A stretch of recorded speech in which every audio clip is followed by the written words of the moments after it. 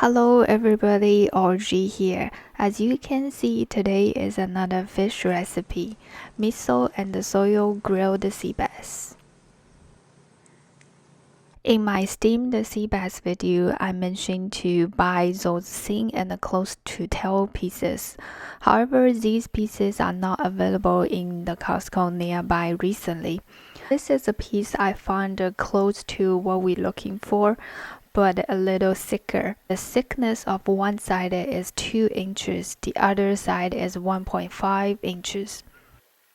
This weighs about 1 pound and perfectly for 2 servings. Let's cut it into 2 pieces.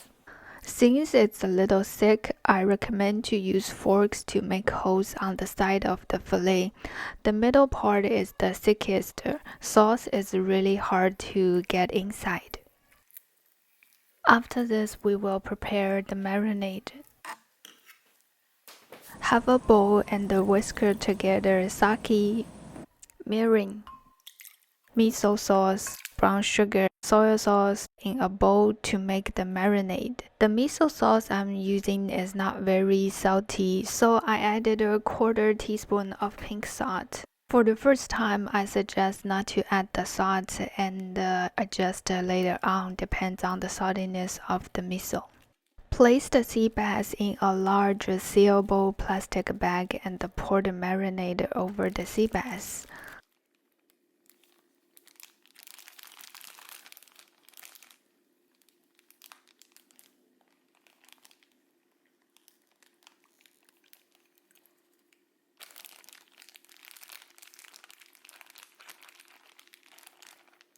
Make adjustments to let sea bass soak in the sauce completely, then chill in the refrigerator with the skin side on top for at least 4 hours. I usually do it overnight.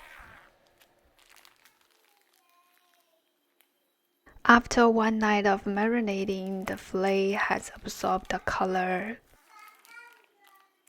Take the fillet out of a bag and place on a container with baking sheet. Make sure the skin touches baking sheet.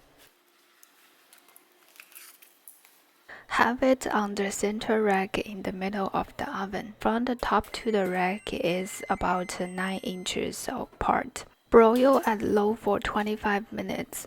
The results from different ovens may vary. Please monitor the fillet and adjust accordingly for the first time.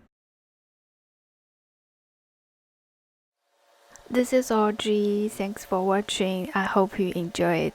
I'll see you next time.